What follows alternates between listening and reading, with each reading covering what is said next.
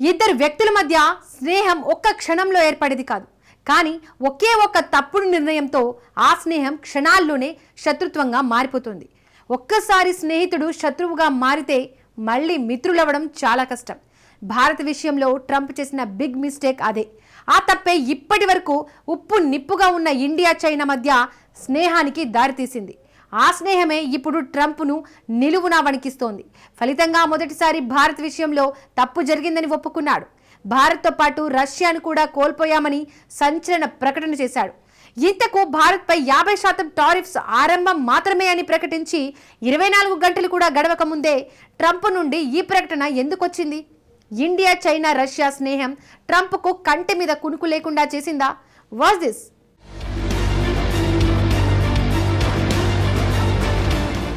India China రష్యాల స్నేహం ట్రంప్ను భయపెడుతోందా? భారత్ రష్యాలను కోల్పోయామన్న ప్రకటన వెనుక ఏం జరిగింది?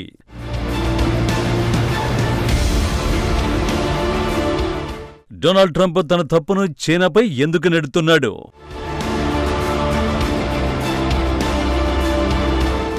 కళ్ల ముందే దశాబ్దాల స్నేహబంధం బద్దలైపోతున్నా పట్టించుకోలేదు. చూస్తుండగానే వ్యూహాత్మక మిత్రుడు దూరమైపోతున్నా లెక్క చేయలేదు. సొంత పార్టీ లీడర్ల దగ్గర నుంచి టాప్ ఎకానమిస్టులు సైతం భారత్ను చేజర్చుకోవద్దని గగ్గోలు పెట్టినా వెనక్కి తగ్గలేదు. నేను అమెరికా అధినేతను, నన్నే లెక్క చెయ్యరా అంటూ రెచ్చిపోయాడు. రష్యాతో వ్యాపారం చేయొద్దు, చమురు దిగుమతులు ఆపేయాలని ఆదేశించాడు. భారత్దే డెడ్ ఎకానమీ అంటూ హద్దు మీరడమే కాక తన తొత్తులను ఉసిగొల్పి సునకానందం పొందాడు. ఇండియా 140 కోట్ల మంది ప్రజలను అతిపెద్ద ప్రజాస్వామ్య దేశమన్న నిజాన్ని మర్చిపోయి తాను చెప్పింది చేయకపోతే తీవ్ర పరిణామాలు ఉంటాయని బెదిరించాడు. మొదట 25%, తర్వాత మరో 25% సుంకాలు ప్రకటించి ఇవి ఆరంభం మాత్రమేనని అణుచేసే ప్రయత్నాలు చేశాడు. మోడీ ప్రభుత్వం వెనక్కి తగ్గలేదు. ట్రంప్ తలపోగలు దించాలనుకుంది. వెంటనే వ్యూహాలు అమలు చేసింది. రష్యాతో చమురు దిగుమతులు పెంచింది. చైనాతో దోస్తీకి సిద్ధమైంది. చివరికి ప్రధాని మోడీ పుతిన్ జిన్పింగ్తో ఒకే వేదికపై చేతులు కలిపేశారు. అప్పుడు కానీ అర్థం కాలేదు డొనాల్డ్ ట్రంప్కు తాను ఎవరితో పెట్టుకున్నాడో.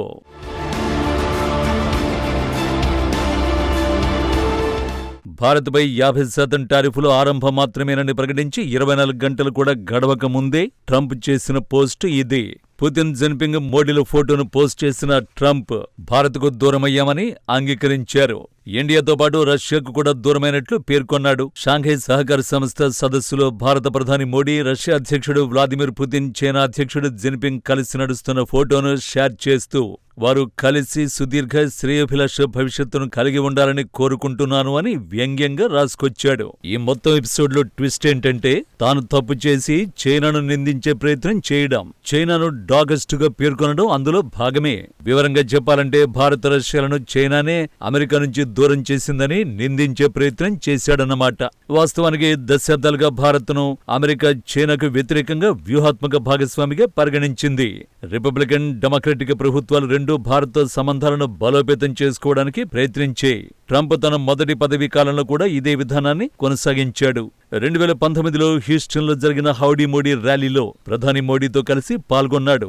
అలాగే జపాన్, ఆస్ట్రేలియాతో కలిసి క్వాడ్ కూటమిని పునరుద్ధరించారు. కానీ రెండోసారి అధికారంలోకి వచ్చిన తర్వాత ఈగోలకు పోయి భారత్తో వైరం తెచ్చుకున్నారు. ఫలితంగా భారత్, రష్యా, చైనా ఒకే వేదికపైకి వచ్చాయి. ఈ పరిణామాలు తిరిగి అమెరికాకే వ్యతిరేకంగా మారుతున్నాయి. దీంతో ట్రంప్ తన తప్పు తెలుసుకున్నట్టు విశ్లేషకులు అభిప్రాయపడుతున్నారు. కానీ ఇప్పటికే చాలా ఆలస్యం జరిగిపోయింది.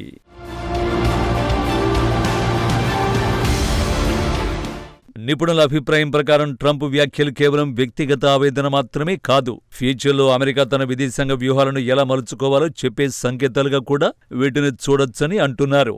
ముఖ్యంగా రాబోయే అమెరికా ఎన్నికల్లో భారత్ మళ్లీ ప్రధాన చర్చాంశం కావచ్చని అంచనాలున్నాయి. మరోవైపు చైనాను డాగస్ట్గా చిత్రీకరిస్తూ ట్రంప్ చేసిన వ్యాఖ్యలు వ్యూహాత్మకంగానే భావిస్తున్నారు. ప్రస్తుతం ఇండియా, రష్యా, చైనా ప్రభుత్వాల నుంచి అధికారిక స్పందనలు రాలేదు. కొందరు ట్రంప్ వ్యాఖ్యల్ని వ్యంగ్యంగా చూస్తుండగా మరికొందరు భౌగోళిక రాజకీయాల్లో మార్పులను గుర్తు చేస్తున్నారు. ఈ వ్యాఖ్యలు అమెరికా భారత్ సంబంధాలపై ప్రభావం చూపకపోవచ్చని, కానీ చైనా ప్రభావాన్ని ఎదుర్కోవడంలో అమెరికా సవాళ్లను హైలైట్ చేస్తున్నాయని విశ్లేషిస్తున్నారు.